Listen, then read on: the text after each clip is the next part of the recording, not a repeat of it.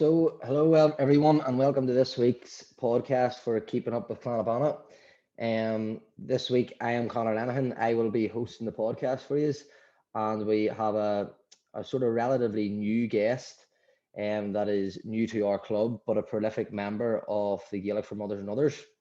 Her name is Ciara McCoy, and she's someone that I believe our club is very, very lucky to have in the club, as she has won 2 All-Ireland titles with her home county of Antrim, and she was nominated for an All-Star Award and was at one point on the Northern Ireland squad for soccer. So it leads us to a very interesting chat over the next coming minutes, and I hope you enjoy it. So Ciara, we'll go straight to you and go straight into the deep end. Tell us a bit about yourself. And well, same. My name is Ciara. I come from a small village called Moneyglass. It's just in County Antrim, outside Bridge. I don't know if you've obviously heard of it. I come from a family of 5. Got an older sister and 3 brothers. Most of them are all involved in the Gaelic as well up there. My local club up there was called St. Ergnant's Moneyglass, and I've played there since I probably could walk. I got involved in that club obviously from the age of 4, primary school level. I hadn't heard anything about the club. It was my next door neighbour, Kathy, who I met at, my mum had sent me to Irish dancing, which I hated. I lasted about 2 weeks at it because I have 2 left feet. So I remember being in Irish dancing at my local youth club. They had run it, Young Doves. Remember doing my 1, 2, 3s in a circle, and I was like, this isn't for me. And then I'd obviously searched around the whole area for other types of sport, and my next door neighbour Kathy said, who was a member of the St. Argent's Club, said, why don't you come along to football? And I went, and from there on, that was my football streaming started from her. fell in love with it straight away then? Oh, I loved it. Fell in love with it straight away then, yeah. Yeah, the minute I held the leather football, that was me hooked. So you said there, you made a reference there to having 2 left feet, and I'm going to assume that's why you're stuck in between the posts. Yes, because I'm never off the ground. That's it. I literally trip over my own feet. So if I fell on the ground, I had no excuse. I was good down for the ball. Brilliant. So it was sort of straight away, you sort of found your niche then, as soon as you walked in through the club. And I think a lot of people, and a lot of young sport people will tell you that as soon as you walk into that environment, and as soon as you walk over that line, and there's something about the GAA that it really hits home, and you do feel that this is where I want to be. And I think it's something that the GAA has over every other sport in the world, that it has that sort of feeling of belonging to it, and as we go into conversation here later on, obviously soccer, you can transfer teams and you can do things, but your club's your club in Gaelic football, and that's it. And I know you've obviously moved away from your club, but even being in this environment, it's give you an opportunity to make that connection with people from Bridge. Yeah, it does. It's so just go on ahead there. Yeah. No, just says you're right. It's that connection to the Gaelic football, and I've been out of it for so long, and I do miss that connection. And it's good to be back on the field, as I say. It's like as if I've never. Yeah, I know, because even my own personal experience, I moved to Liverpool and transferred that club over in Liverpool, and Liverpool John Mitchell's, and the boys there were absolutely unbelievable. It was a real family feel as well, and it's a home away from home. It's a base, and it keeps you that connection going. But moving on in the questions, we sort of, you touched on it, that your friend Kathy, your next door neighbour, was the one that sort of took you and advised you to go to the Gaelic football. There was no connection then from home life at all, was there not? Or had you your family members? Or my older sister, she played for the odd time, but wasn't big keen into sports really. And then I was the second, and then the 3 younger brothers, they came after. So really, I had nobody nowhere to look. I suppose my dad and stuff, but he was that little. I think we just we've just lost you here. Try and speak there again there. Yeah, you hear me now? Yep. Sorry guys, I sort of lost a bit of connection, but that's lockdown for you doing this over Wi-Fi. So we'll just get back into it and just get back into the discussion then around your own family members and playing Gaelic football. Yeah, as I say, I thought my brothers, they had obviously followed after me, so I didn't have really that person to look up to. But my dad, he played for the football in Moneyglass and N.Ireland when he was younger. I think there was a Rounders club and everything, but it's not associated anymore. But he played, and I would have heard a bit about it, but not really much to like push me towards it. Yeah, so very supportive, but hence, not. hence the fact my mum pushed me to Irish dancing. I don't know where that came out of at all. Maybe I think my older sister went there, so she thought maybe I'd follow in her footsteps, but no, totally not. But as I say, I met my next door neighbour and her family's all into it, like they're all a lot older. So she influenced me to go and play, and that's where my road to football started, with her. Brilliant. And then just when you sort of get into the club, meet new friends, and as far as what I can tell from yourself, it's a very traditional GA club. You know, they had rounders, and they obviously played Gaelic football. They had a girls team. You know, something that maybe a lot of Gaelic clubs, especially within the north, might not have had back in them days. You know, to have that opportunity to go. I know, mate, with our own club now, we're only sort of getting to that stage now of Yes. female member of our community. Yeah. So what was sort of the numbers like, I suppose, for the young girls then at that time? I think the numbers were always pretty high. As I say, I think we had a generation where they had done camogie, and that had stopped throughout. Our camogie had only started, would it be 4 or 5 years ago, and they're doing sort of the way Clann done it, like starting from the younger age and then building themselves up. So they haven't dived right into having a senior squad, because trying to find ladies who play as well is hard, because I come from a really small village. So you're picking people from maybe like Cargan and Craig and everywhere, like trying to nip players that way.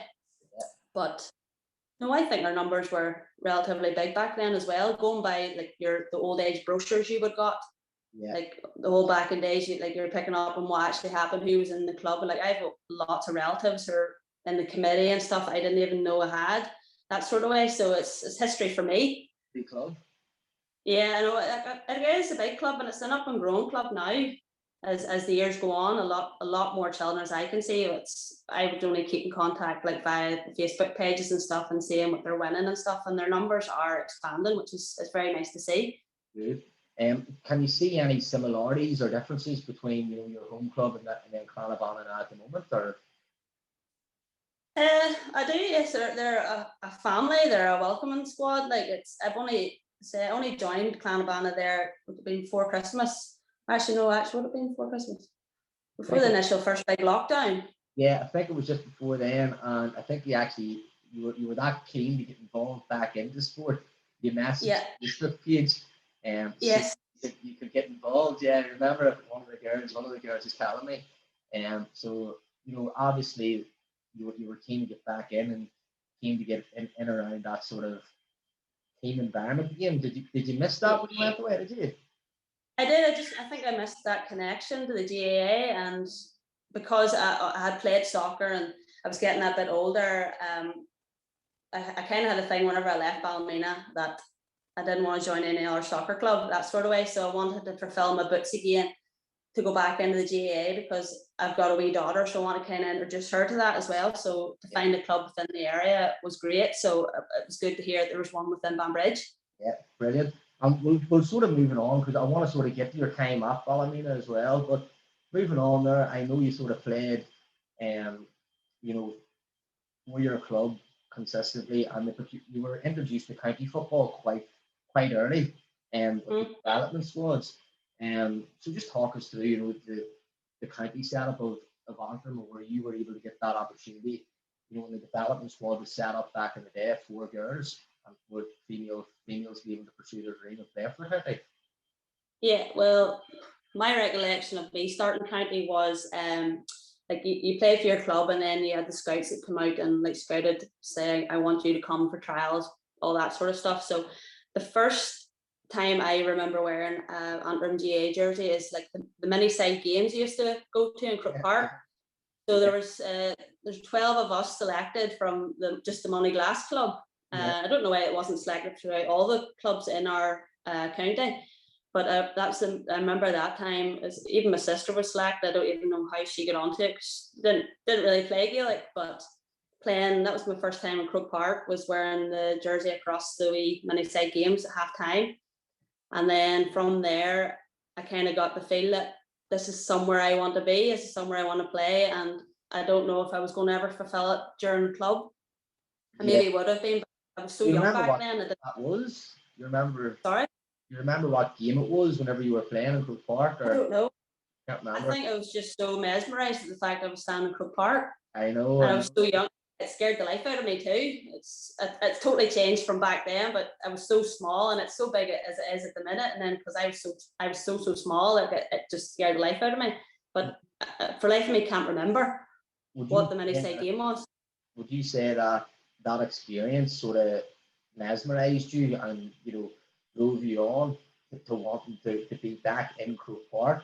Because I know somebody in the Tyrone County Board a couple of years ago had a big push on every single person from the province of Ulster, that is in primary school should have the opportunity to go down to Crook Park, because that is where you want to be. That's the pinnacle of this sport. And if we don't have that option to go there, our rates will fall to the likes of rugby or to soccer. Would you agree with that? Would you? Because you've obviously 100%, yes, because you're watching this big massive pitch in All Ireland finals and stuff on the TV, and like even for me, it's like I want, like whenever I was watching TV, I want to watch it. And then me working in a school, you can hear a lot of kids talking about All Ireland finals, and they want to be standing in Crook Park someday. And it's nice to get their school trips down, to be even sitting in the crowd itself is an achievement too. So it is. But no, I think you're right in saying that every child should at least get their foot in the door from Crook Park, and someday follow my footsteps of being actually playing on the pitch.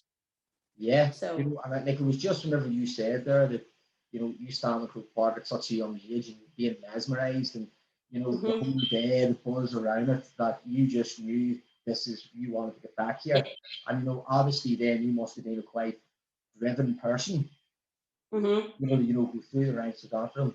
Obviously it takes a bit of luck to get a good enough squad, but you've experienced that twice. And whenever you moved on to your senior campaign with Antrim, and getting to that senior squad, the mindset you must have had, and what was it? What was the determination behind it?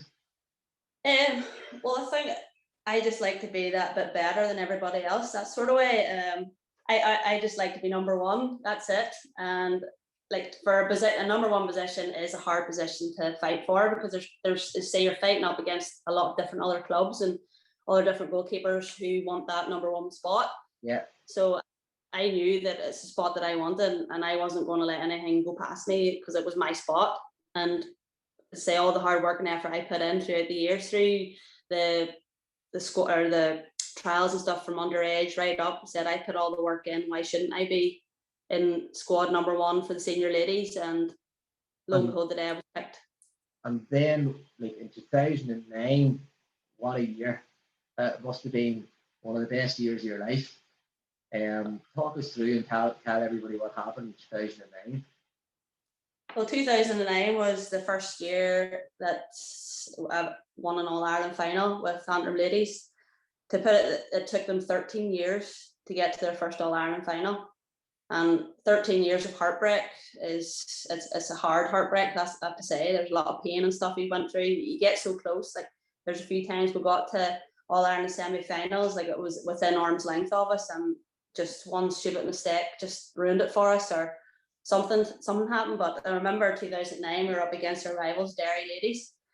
I can't remember which pitch it was on, but it's, as you say, it's a big game whenever it's your own like county people. Antrim and Derry are always big rivals up here. Yeah. I remember I was selected number one goalkeeper that day, and I don't think I even sweated before I even got on the pitch, because the fact, like, if I make a mistake in this game, this is going to cost us another year of having heartbreak. Yeah. So went through the match, and all I could think was try and keep a clean sheet. Don't do anything stupid, and trying to rival the girls up. Come on, we can do this year. This is our year. So when the final whistle blew, I think everybody just turned and looked at each other as if, oh my God, we're an All-Ireland final. Like, the day has arrived eventually, or finally. And what about the build-up then? You know, you talk about all that heartbreak, and, you know, to finally get there, you know, you must have felt that much relief that, right, we're here, we're going, we're packing our bags, and we're going to a championship, you know, All-Ireland final. You know, was there a sense of relief? Was, like, because the job's not done. You know, you've made the final, but you have to go and now you have to go and win it. You know, or did you sort of feel like the pressure's off, the monkey's off the back? I felt the pressure. Well, for me, the All-Ireland semi-final was probably not a bigger match for me, but a big match is to even get your foot in the door to be in Croke Park. Yeah. Was a big match for me. And I say most of the girls probably in the same mindset as me, but as I say, we weren't, like, the job wasn't done until the final whistle was blown. And again, we said that after, as you say, after the match was finished, like, we're not finished yet. The worst is yet to come. As I say, we didn't know who we were drawn in the final, and then we found out who we were drawn in the final was Limerick, so we knew we were up against a tough opponent. Yeah. So, but we, as you say, you just do all your work to try and figure out, like, who's in the squad, like, who do you have to watch out for. I'm sure that they were doing the same thing. It's like picking players out and working on techniques and all that sort of thing. Yeah, but, and you, like, so there was no real major change to anyone's approach. What you've done all year, you stuck by it, and you've lived it like that. So you've decided in the final, you know, we're not going to change it now. You know, your approach is all the same. What about the team talk? Do you remember anything about the, you know, that first All-Ireland final team talk in the change rooms, or what the bus journey was like? Was it nerves more than what it used to be, or can you give us any insight into that mindset, or, you know, even trying to think back, we stayed down. We travelled the 2 days prior to it, just to get obviously resting, because it was a long journey. Stayed in the hotel down there. I can't remember the name of the hotel, but we had made arrangements for, like, different pitches down there for us to train on for over the next few days to get strategies right until we were allowed to go into Croke Park. So even being down there, like, walking around in your Antrim gear and stuff, people's kind of looking, who are these people? Like, we haven't seen this crest down here before. What's going on? We were mesmerized. You felt like you were, like, this top athlete just walking around and getting on like normal. But on the day of the match, like, before that, sorry, prior to that, we had, like, team tops in the conference room, and our manager at the time was Brian Coyle. Like, they were with St. Paul's in Belfast. I don't know if you know that squad. Yeah. St. Paul's in Belfast. It was Brian Coyle and his daughter Donna. They made a family, like, a DVD, like, to lift our spirits, because he knew we were all absolutely nerve-wracked. Yeah. So we got each one of our families to come up one Sunday to each of the clubs, and they filmed, like, a message to us, like, telling us what they thought of us and they were proud of us. And even that message, like, you just seen a sense of everybody's heads lifting in that conference room. Yeah. And it gave us that boost of motivation for the next day. Like, look, we have to go, not even go out and do this for ourselves, but our family. Yeah. And our support been with us throughout the whole time. It was almost so, like that. The semi-final was nearly for you, speaking Gary. That was for you. Yeah. And then was the thank you, mainly to the fans and the family. That was very smart management then from Brian himself, you know, knowing that, you know, these girls need sort of this wee lift, and instead of him actually speaking, you know, he let other people do the speaking for him. You know, he did. And then whenever it comes, I'm assuming that when it comes to All-Ireland final day, you know, you're not sick of hearing his voice. You know, no, you're ready to listen to him, you're ready to take on the instruction. Mm-hmm. No, he was a great manager, and I have to say, he knew what to say, and he knew when to say it at the right moments. Like, it wasn't a manager who pressured you, you have to do this and this day, or I'm pulling you off. He knew every person individually, knew what their point was on that day, and he, as I say, he spoke once and that was it. Yeah. He never had to speak again. And then sort of not fast forwarding 3 years, like, but you know, you said about the 13 years of heartbreak, 2009 All Ireland champions. What an achievement! Most people would dream to do it once. Go and do it again in 2012. You know, at 23 years of age, and you know, your second All Ireland final. Did you think you would ever get there again?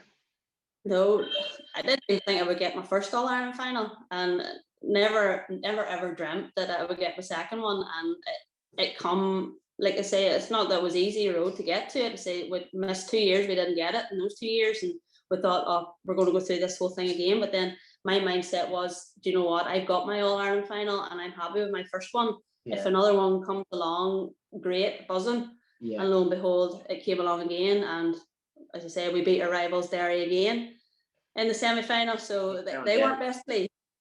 And so you've done it twice. Was there any difference in? So you spoke about the nerves. You know, the girls all needed something. Even the day before the game, you know, you needed it the day before. It wasn't even the day of it. You needed that up the day before, because the occasion obviously was getting to you. You know, being down in Dublin, seeing all this, you know, it's out of your comfort zone, as you say. You know, it's not your normal routine match as much as you try to make it that in a week. It's not. So going back the next year, or in 2012, was the mindset different? Was, you know, you've experienced this now. Were you able to give advice to younger players?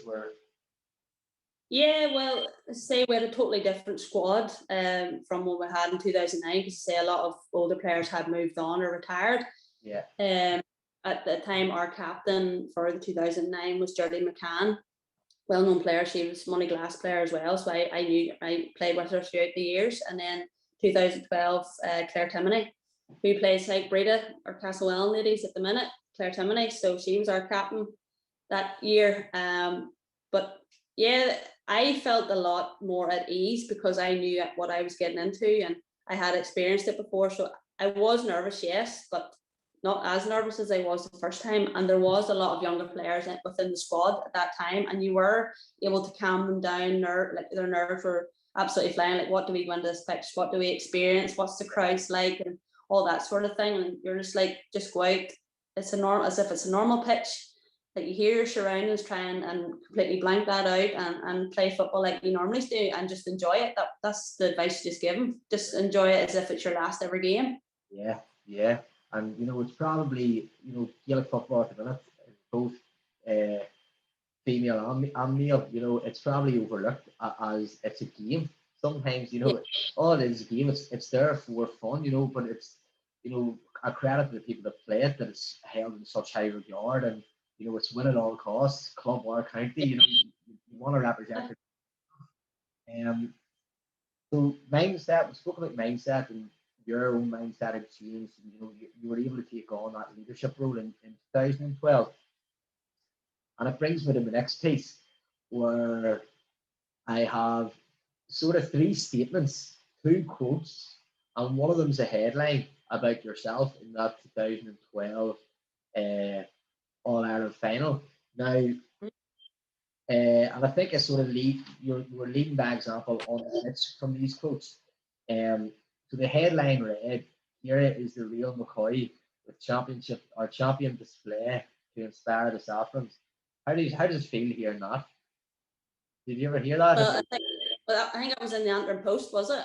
Well, it was actually in the Independent. Yeah. Oh, really? I suppose it was probably most newspapers, but yeah, to even read that or even see my picture in the paper was just like, what's going on here?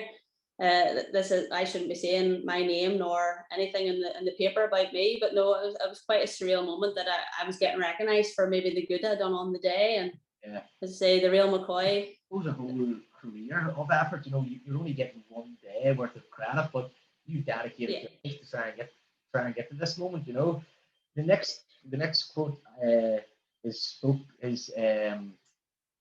from somebody, and I want to see if you know who it's from.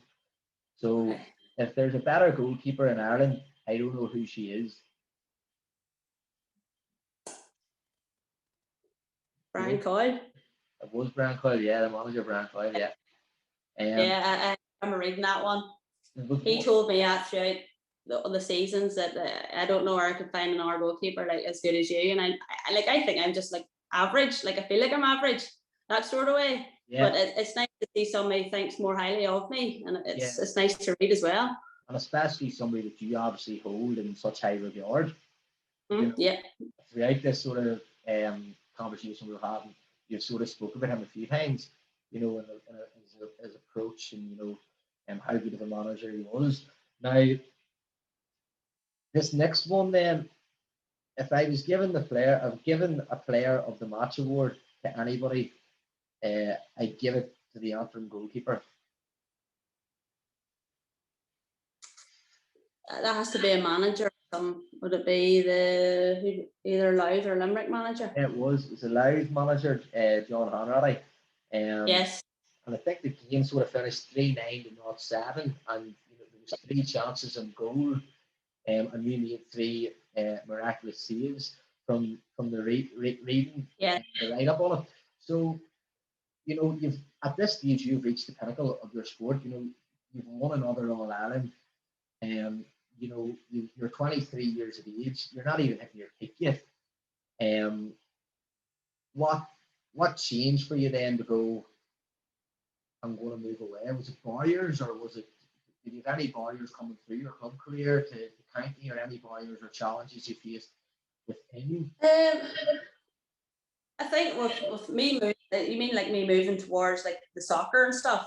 Yeah, well, even before that, we'll probably talk about it. Did you have any barriers? Because the way people say in the GAM, especially in ladies' game of football, there's barriers constantly. They don't get an awful lot of funding, compared to what the men's development sports maybe do. Club level, there's not an awful lot of time give to them, and there is men's. But even you personally, did you overcome any barriers to try and get to where you needed to be, or?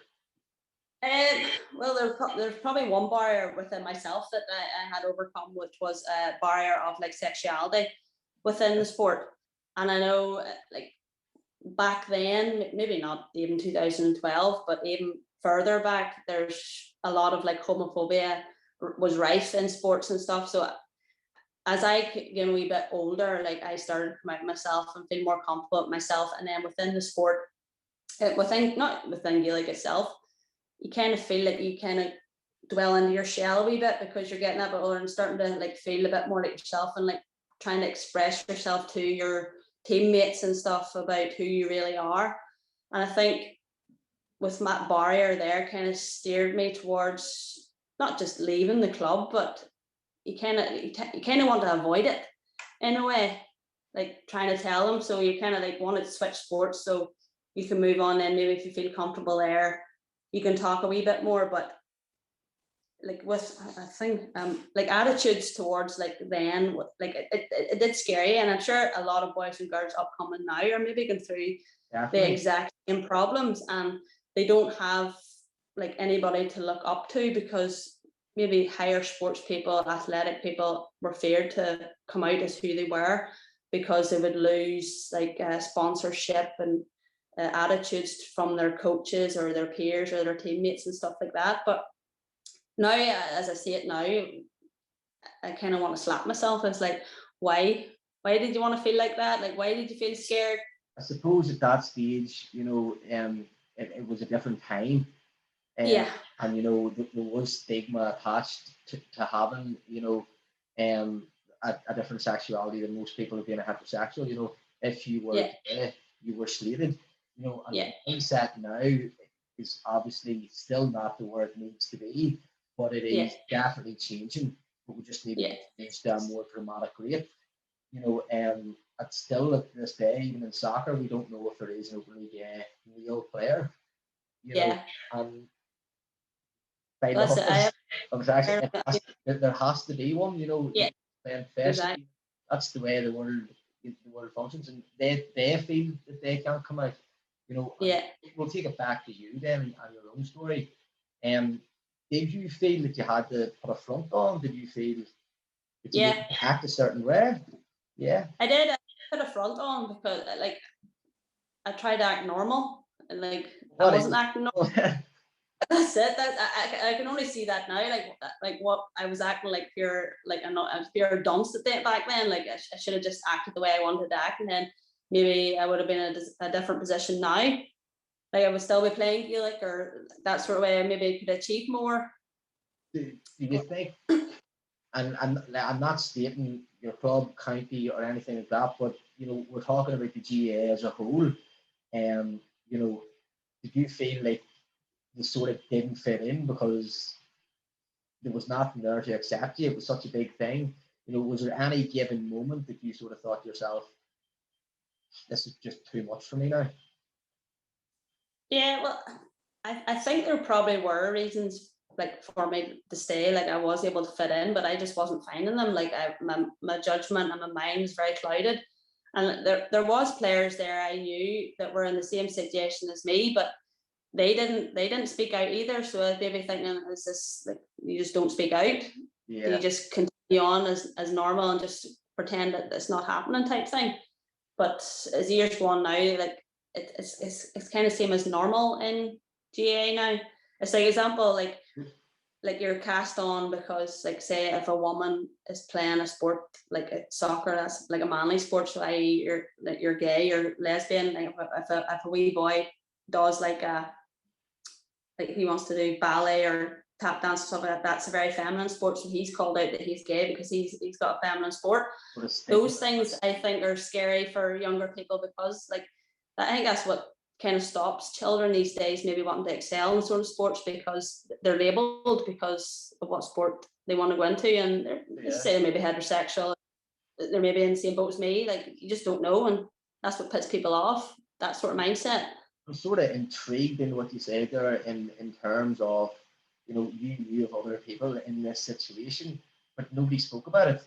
Like, so other people would have knew you're in that situation, but everybody just sort of went, you just don't speak about it. Yeah. I know personally that if I went to like, play Gaelic football or play any sport, and I was taking anything with me into like a club or going on to play, so I'm like, my mind wouldn't be right. Like, how did you hold that in for so long and just be able to continue both, through your sport and through your personal life? Well, but I knew since I was at least 11, 12 years old that I was gay, and I held that in until I was 21. So it was hard. Like you had anger, so I took that anger out within the match. Like that's what made me have that drive and push in the match. It was taken out in the ball, basically. I was just like, no, I can't say anything, I can't speak my mind. And then there was probably that fear of, if you did speak, that fear of acceptance or rejection from the club. Like nobody really wanted like be associated with you, and like if you go into a change room, like people will be like, oh, is she looking at me and all this here?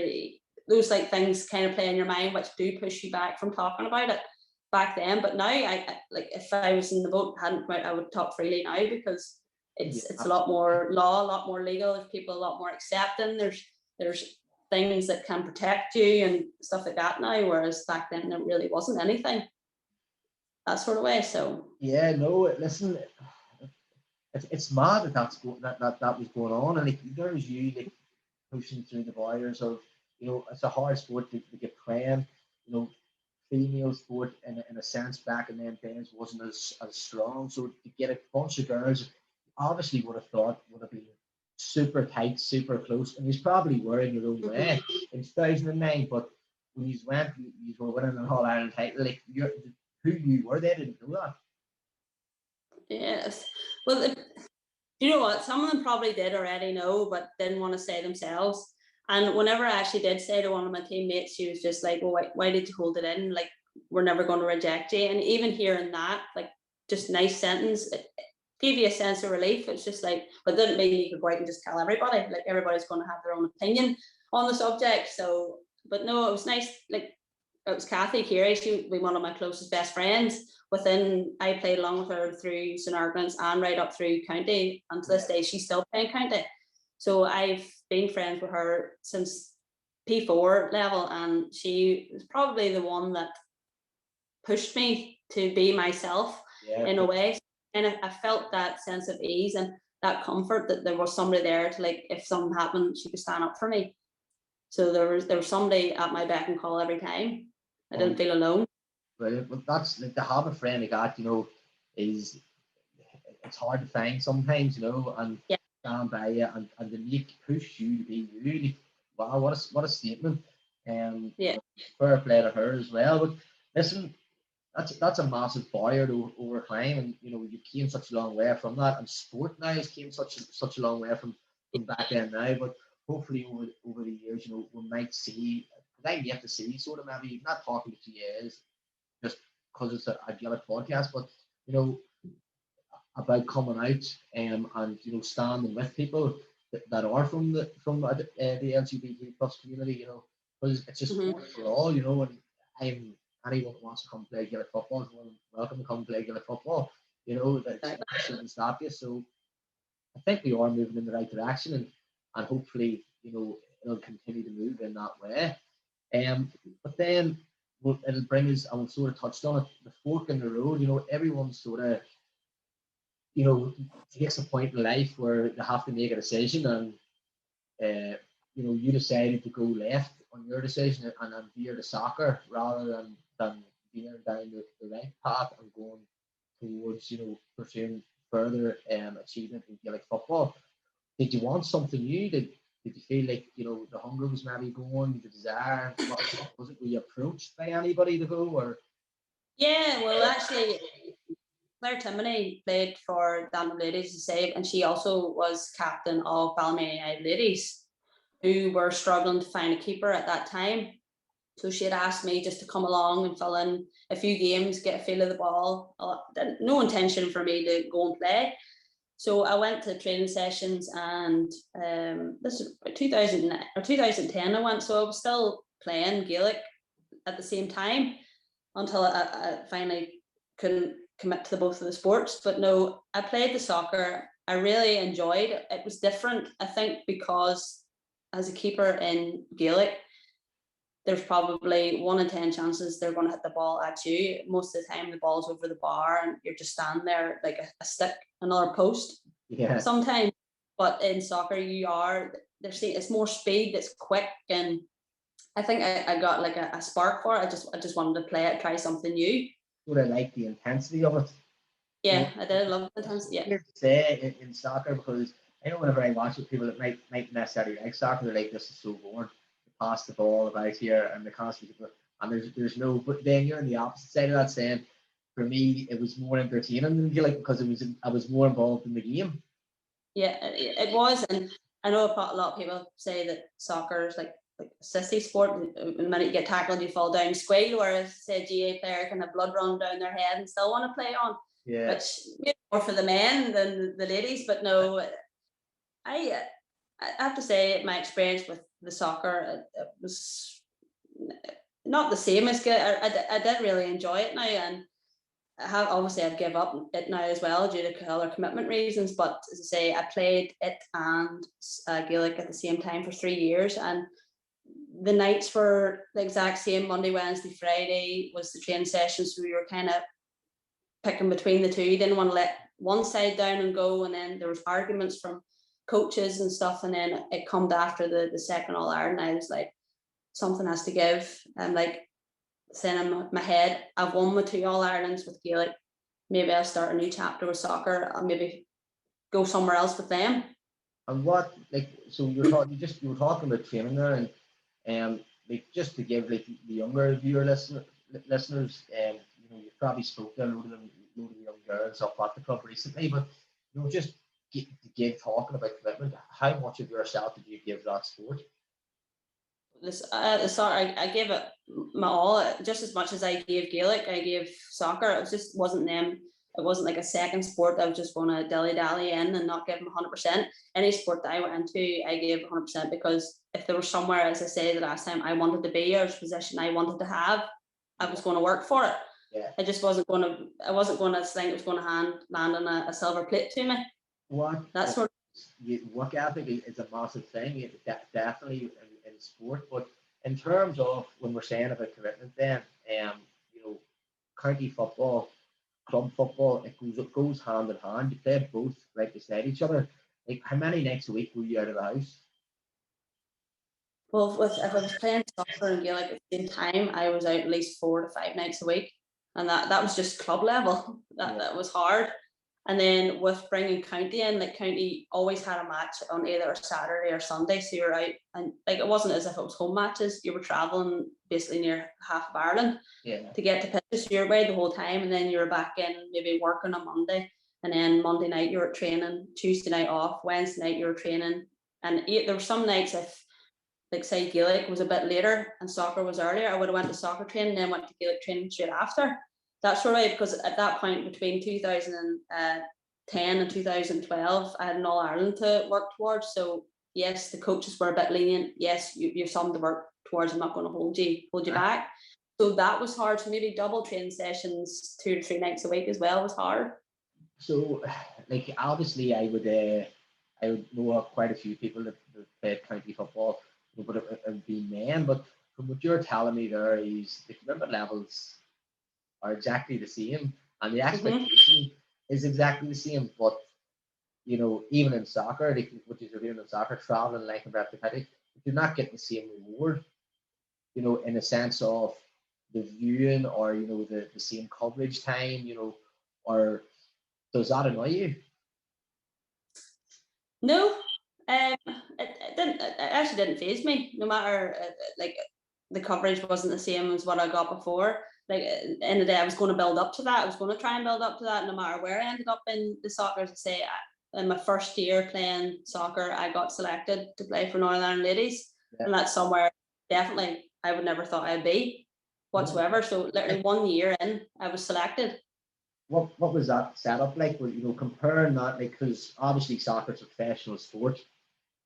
So in my head, I'm sort of thinking, compared to that, no disrespect to Antrim or GAA's point of view, but the setup must be far better at Northern Ireland. Was there much difference?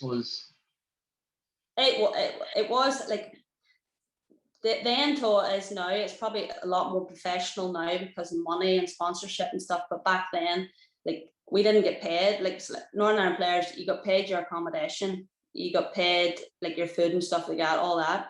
And then now I think they get paid per match. Right. I don't know if it's a match or something. I'm not 100% sure, but back the setup was it was professional way. You come and you got your strip set out in the changing room. You had your own water bottles, you had your own like protein bars and stuff like that, and you had your physio in giving rub downs and stuff.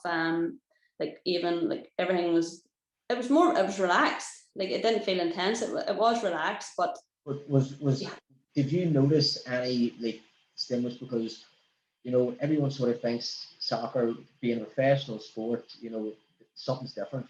Did you notice anything different about pre-match? Like, not maybe during the game or like energy levels. You froze there, Connor. Sport. You froze there a wee bit. Oh, we're back. You're back now. You just froze a wee bit. You're saying something about different in sport. So, like, did you notice a difference in, the pre-match, the team talks, the ability levels, anything, or was everything sort of more or less, the same? It was the same. Maybe a different team talk because obviously with soccer the ball's on the ground and with Gaelic different tactics and stuff like that. But no, it was relatively the same. Like the coach always said, if it's not broken, don't fix it. In the way of the squad, like don't change the team up. Exact same with the Gaelic. But no, it was all relatively the same. The backing and all obviously was the same as well. Then but everything. I'm shocked at that. To be totally honest, I would have thought, moving on to Northern Ireland, like there would have been a bit something different, or they would have provided a bit more.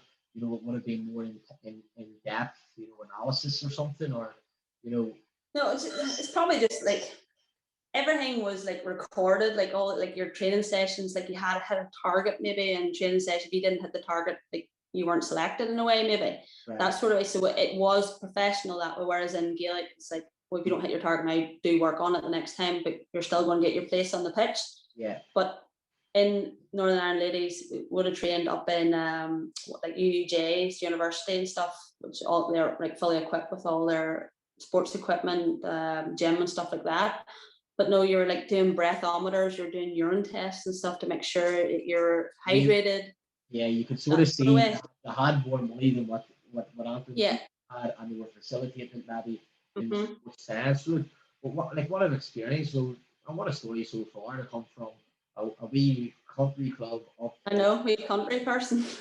Up in traveling work basically. And to win an All-Ireland with your county, and then to win a second All-Ireland with your county, and then be selected for Northern Ireland ladies, you haven't done too bad. I haven't done too bad. More than expected. You can sort of say to your mum, maybe Irish dancing wasn't for me. You might have got that one for your mum now, yeah. But so, like, how did you end up in Banbridge then for the Gaelic for Mothers and Others? Well, my wife is from Banbridge here, so this is her town. Probably just more a wee girl as well. Probably more opportunities here for her, like school-wise, sport-wise, and it's a nice town. Whereas I'm from, you were about 25-minute drive to the first town, so you're really rural, and you look out your window and you're staring at cows. So it's totally different now. You're staring at traffic. But no, as I say, I text the Clann or the Gaelic for Mothers and Others group, and actually Facebook.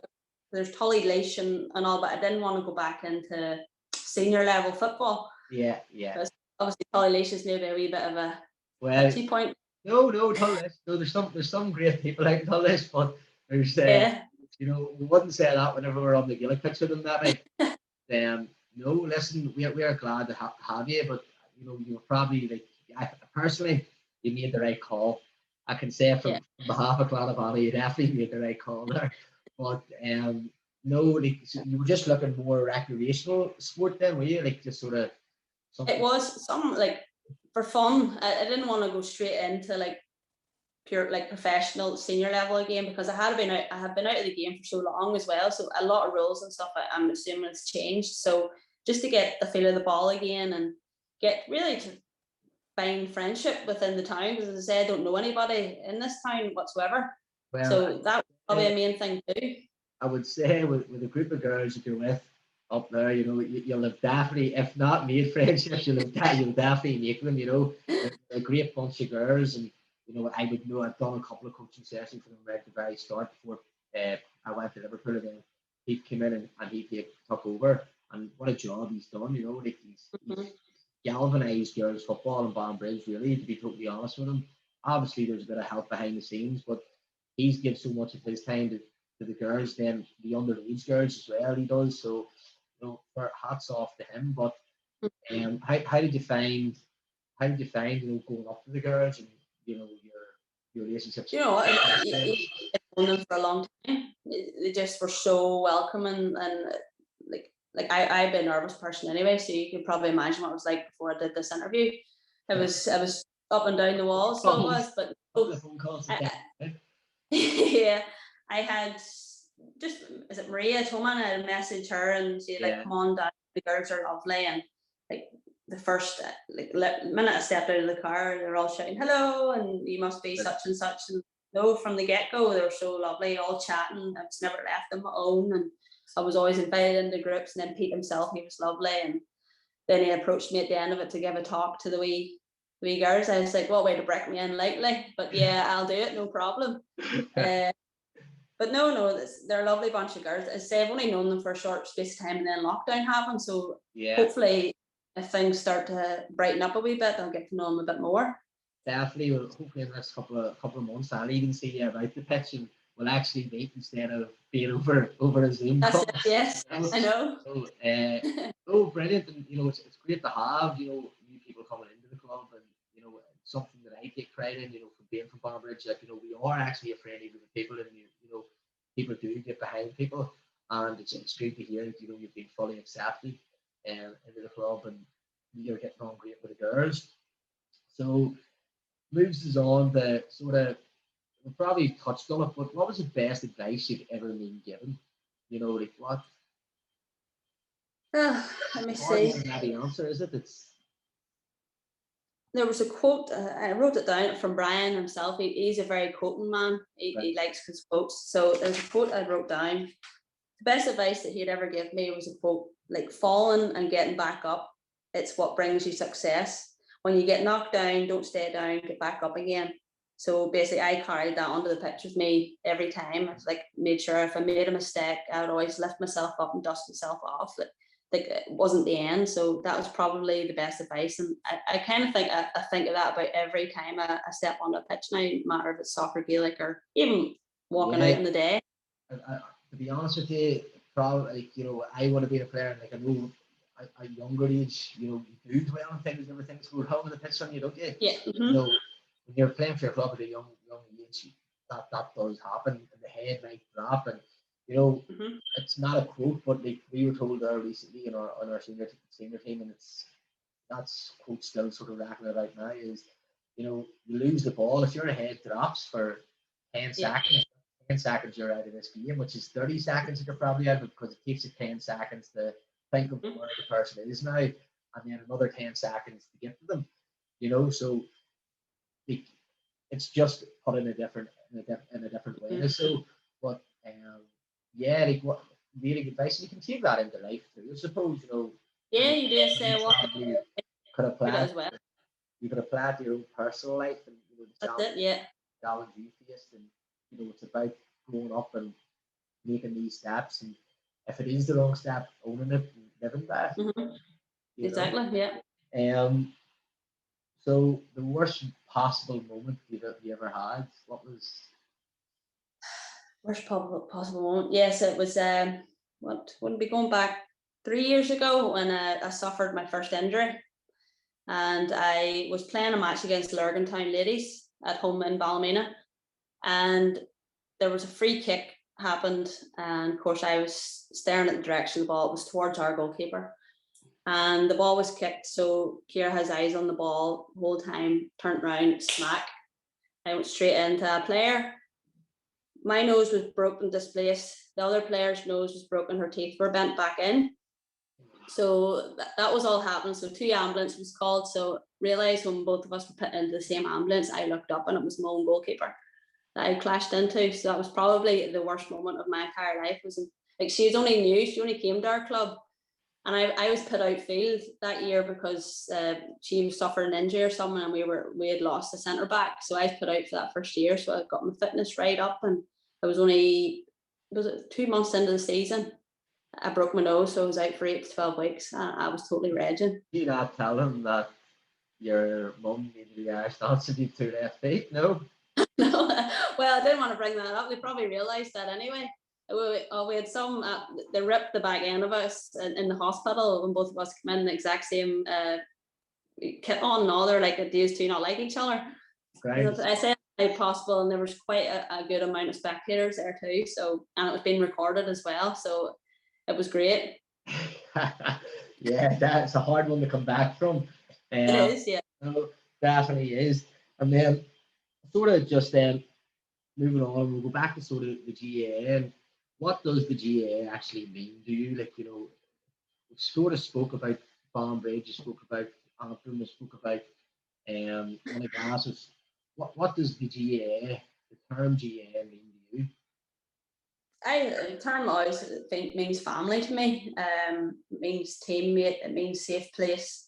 I say I can't remember a time where I never had a ball in my hand, like a Gaelic ball. So, like, if you ever had any problems, like, you always could turn, if your family wasn't there, you could always turn to your GAA mates. And this is it's always family. It's closeness. It's family to me. That's what I would term GAA. I think that sort of knocks it in the head perfectly. You know, even everyone sort of says that, and you see it about the Irish all over the world, and they continue to play Gaelic football. So I think it sort of goes hand in hand with that family community feel. So, question that I'll ask you here now is basically just we are a club that's just sort of started out, and you know, we're sort of just dipping our feet in the water with Gaelic football, ladies Gaelic football, with the mothers and others, and just one female underage team. Like, what advice would you give them girls? And you know, I suppose you sort of said it again, but just sort of go over the advice that you would have for them young girls that are just starting their career out. Well, to say they've all a starting place to go to, and they've all obviously started that. What age group are they up into now? think it's under 14. I'm not 100% sure. I probably should know. I think maybe I was kind of mixed up with either 12 or 14, but no, the girls are obviously doing a great job as it is to get that far, and they're obviously bringing in the numbers to be able to facilitate those age groups. Yeah. So they have age groups from age, well, must be under 8 till 12, like all for fielders. I think that there's the way we have it is there's some girls underage playing, maybe under 8s, maybe 4 or 5. But they sort of do it with the boys, maybe under 10. I think there's only there's only 1 or 2 actual teams, under 12 and under 14 that we are facilitating. Yeah. I think it was only started like the last year, 2 years ago. No, I would tell them just to stick at it. They're going in the right direction, and like, yes, they've no like real like senior ladies team to look up to, but they get it for mothers and others teams there, and I'm sure like some of those mothers have played maybe in senior level at some point in their life. I know I have, and like, they will get to where they want to be. They don't need a higher up role model to get to the place. If they put the work in and they want to be somewhere, they will get there. Yeah, definitely. And I hope they do take that on board, because for the day where Balmbrain's Clann actually produced a senior ladies Gaelic football team, it would be a very special day for the club. So a couple of years time, who knows, the team that's playing now could be the first Clann ladies team.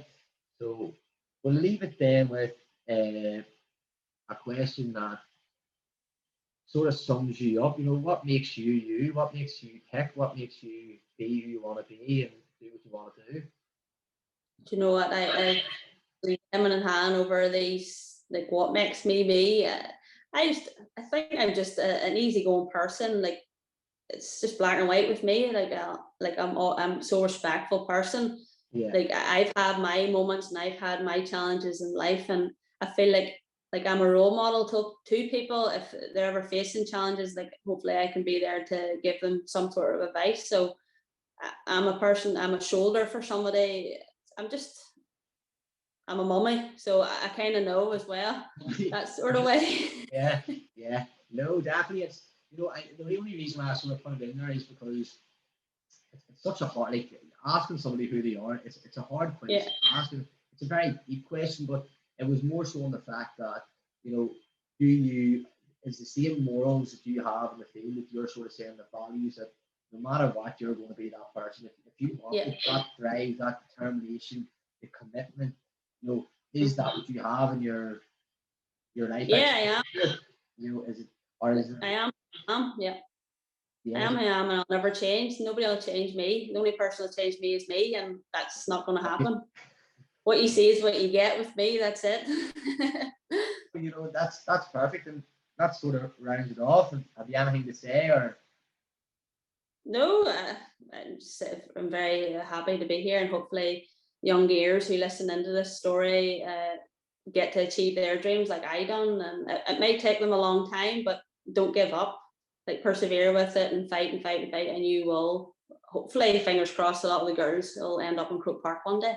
Brilliant, yeah. Well, that would be some achievement. But one thing that I'll sort of add there, even like any young fella or girl that's listening here, everyone starts a club. You're on the right track. It's about their own mindset. It's about their own beliefs now, and to put the work in, hopefully you will get there. And don't let anyone tell you sort of you won't do this.